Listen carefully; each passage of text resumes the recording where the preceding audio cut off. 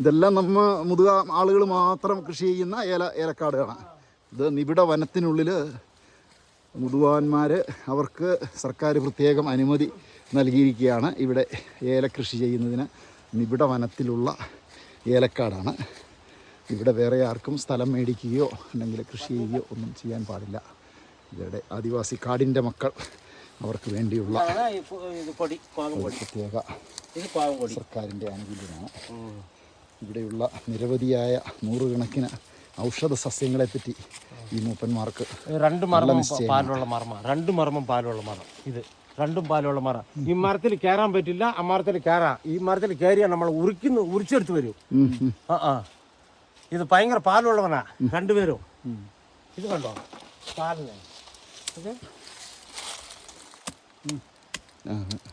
പാലിനെ കുത്തി വിട്ടാ പാല് വരും. പാല് പറയാൻ കുറച്ച് താഴെ കുത്തണം. വെറും പാല, വെറ്റും പാല് നിറഞ്ഞ് നിൽക്കുന്ന പാല. ഈ രണ്ട് മർമ്മ, ഒന്ന് വേങ്ക, ഒന്ന് ഇത് രണ്ട് മരം ഒരുമിച്ച് നിൽക്കുക. ആലുമർമ്മം, വേങ്ക മർമ്മം രണ്ടും ഒരുമിച്ച് നിൽക്കുക. രണ്ട് മരങ്ങളെ ഇണചേർന്ന് നിൽക്കുന്ന ആലുമരവും വേങ്ങ മരവും അവർ ഇണവിരിയാതെ വലിയ സൗഹൃദത്തിലാണ്. അതിശയകരമായ കാഴ്ച. കോവില് ഭദ്രകാളിയമ്മ, ഭദ്രകാളിയമ്മ കോയിലില്ല. അപ്പുറത്ത് ആദി ഭഗവാൻ, അത് വിനായകർ. അപ്പുറത്ത് കൂത്തനാശി, അവിടെ അങ്ങേ സൈഡ് കൂത്തനാശി ഇരിക്കുക. ഇത് ഭദ്രകാളി ഇരിക്കുക, ഇത് ശിവന് വിനായകർ ഇരിക്കുക. അതിൻ്റെ അപ്പുറത്ത് ഭാരതവർഷം ഇരിക്കുക. ഈ ദൈവത്തിൽ കൊണ്ട് ഈ വഴിയിൽ നടക്കുന്ന പേടിക്കാതെ. അപ്പോൾ നമ്മൾ പൊങ്കലിൻ്റെ സമയത്ത് ഇവിടെ എല്ലാം പൂജ സമയത്ത് ഇവിടെ ഉത്സവമുണ്ട്. ഇവിടെ ഉത്സവം വരും അല്ലേ?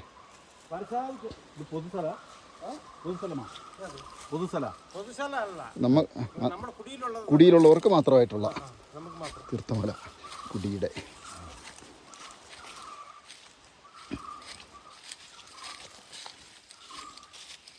ഇത് മെകളുവേറുണ്ട്. ഇത് ഏലത്തോട്ടം തന്നെ. അപ്പുറത്തെ നമ്മൾ പൊങ്കപ്പാറ ഉണ്ടല്ലേ സാറേ, പൊങ്കപ്പാറ വരെ ഇതുപോലെ കാടുകൾ ഏലം ഉണ്ട്. നമ്മളത് അവിടെ ഒരു കല്ല് കാണുന്നുണ്ട്, അതിന് മുകളിൽ നമുക്കുള്ളത്. കായ് എടുത്തിട്ട് വീട്ടിൽ കണ്ടല്ലേ നമ്മള്. അത് നിങ്ങൾ വളം എന്തെങ്കിലും ചെയ്യാറുണ്ടോ? വളമല്ല, ഇപ്പൊ മണ്ടടിക്കുന്നോണ്ട് ഭയമാറും. നമ്മൾ വളം ഒന്നും ചെയ്യില്ല, വളമല്ലാതെ.